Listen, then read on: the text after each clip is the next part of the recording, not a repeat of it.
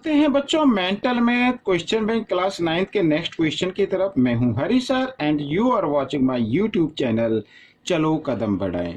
तो बच्चों चलते हैं, स्टार्ट करते हैं। नेक्स्ट क्वेश्चन क्या कहता है? नेक्स्ट क्वेश्चन क्या है? वही 12th क्वेश्चन का हम सेकंड पार्ट करने वाले हैं।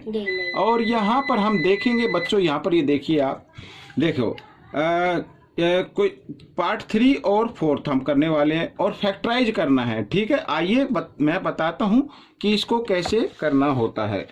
ठीक है, यहाँ पर मैंने ये क्वेश्चन को लिख के रखा हुआ है, ये देखिए। और यहाँ पर देखिए सॉल्यूशन। अब यहाँ पर देखो, इस क्वेश्चन को मैं इस तरीके से लिख सकता हूँ, देखिए आप ध्यान से। 6 और यहाँ पर 2a + 3b स्क्वायर है, तो मैं इसको 2 ब्रैकेट में लिख लूंगा। 2a + 3b 1 bracket and here is second bracket, ये देखिए, और -8, फिर यहां पर 2a + 3b। ओके, इस तरीके से।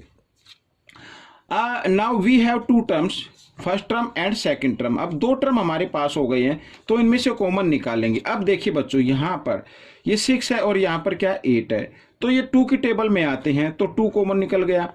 अब देखो दोनों यहाँ पर इसमें ये ब्रैकेट कॉमन आ रहा है, तो इनमें से एक ब्रैकेट ले लीजिए, 2a + 3b, इस तरीके से। ठीक है, यहाँ पर। और ये मैं यहाँ पर इसको बना देता हूँ बिग ब्रैकेट में, इस तरीके से मैं इसको लिख देता हूँ। ठीक है, अब यहाँ पर क्या बचा बच्चों? यहाँ पर क्या बचा? 2 तो बाहर आ गया ना, 2 की टेबल में कहाँ पे आता है? 3। ठीक है, और एक ब्रैकेट बचा इसमें, एक तो बाहर आ गया, एक बचा यहाँ पर, तो मैं इसको लिखूंगा इस तरीके से, 2a + 3b और ये -4, इस तरीके से लिख सकते हैं। ये तो पहले कॉमन के फॉर्म में बाहर आ चुका है।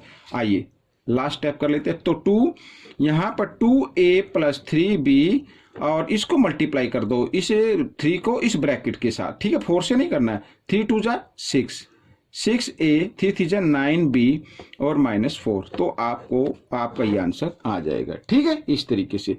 अब हम करते हैं सेकंड पार्ट। यहाँ पर देखिए बच्चों, ये भी इजी है यहाँ पर। तो बच्चों मैं आपको बताता हूँ, देखो a³ - 2√2b³, तो हम इसको किस तरीके से लिख सकते हैं? देखो यहाँ पर मैं इसको लिख सकता हूँ a³ लिख सकता हूँ ऐसे, प्लस आप भी लिखेंगे ऐसे ही। और यहाँ पर बच्चों मैं लिखूंगा √2 और b³, इस तरीके से। तो जब इसको सोल्व करेंगे तो ये आ जाएगा 2√2b³। अब कैसे आएगा मैं आपको बताता हूँ। देखिए √2 को 3 टाइम्स मल्टीप्लाई करना है, √2 × √2 × √2, इस तरीके से। ठीक है, तो √2 को √2 से मल्टीप्लाई करते हैं तो 2 आ जाता है, यानी आएगा तो कितना? √4 आएगा। 4 का परफेक्ट स्क्वायर रूट क्या होता है? 2 होता है। तो यहाँ पर बच्चों, और ये आ गया √2, आ गया ना वही नंबर। तो हम क्या करेंगे, 2√2 को हम लिखेंगे √2 में। ठीक है, और b³, इस तरीके से। अब ये हो गया a³ - b³।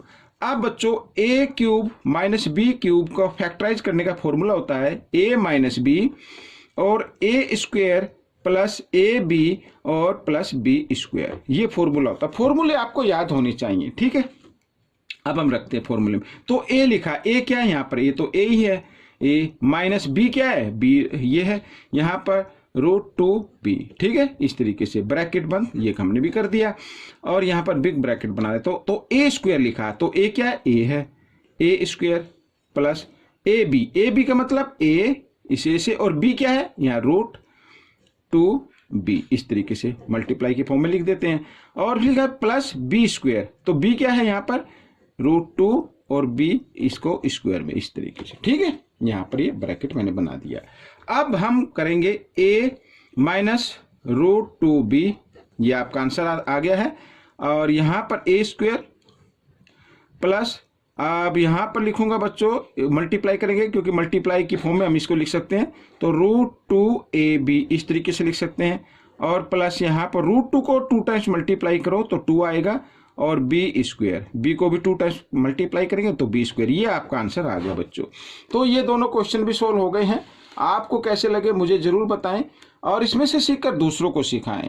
ठीक है, यदि आपको मेंटल मैथ परचेज करने हैं तो उसके लिंक मैंने डिस्क्रिप्शन बॉक्स में दे दिए हैं, आप वहां से जाकर मेंटल मैथ परचेज कर सकते हैं।